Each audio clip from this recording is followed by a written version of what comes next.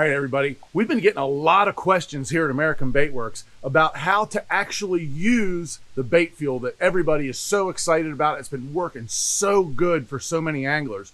Well, a lot of times what guys want to do is you just want to take your bag, open it up, get one of your worms out, and you can take some of the bait fuel and just apply it right on the worm like that. And that works fine. But since bait fuel is water-based, hey, one of the reasons why it actually works, now that we know that scientifically it has to be water-based for the fish to be able to smell it and taste it. So you can apply it like that, but it being water-based, it actually washes off in a few casts. But the best way to do it is if you just take your bag with your baits in it, whatever kind of baits you want. But what you want to do is you don't need to use a whole bunch of it. This stuff is really, really powerful.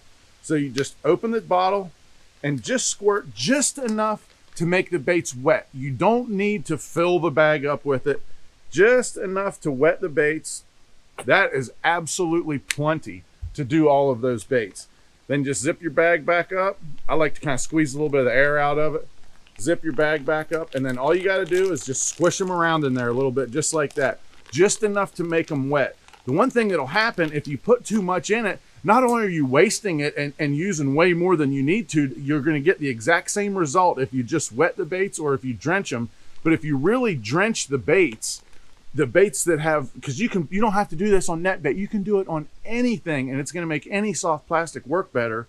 But if you drench them in it, it's going to make the baits swell up because of the salt inside the bait. So it's going to get the baits deformed. But if you just put a little bit, just enough to get them wet, just like that, it's going to work perfect for you, and your baits will stay fine for a long, long time. So remember, anytime you're out there fishing, put a little bit of bait fuel on your baits, you're going to catch way more fish.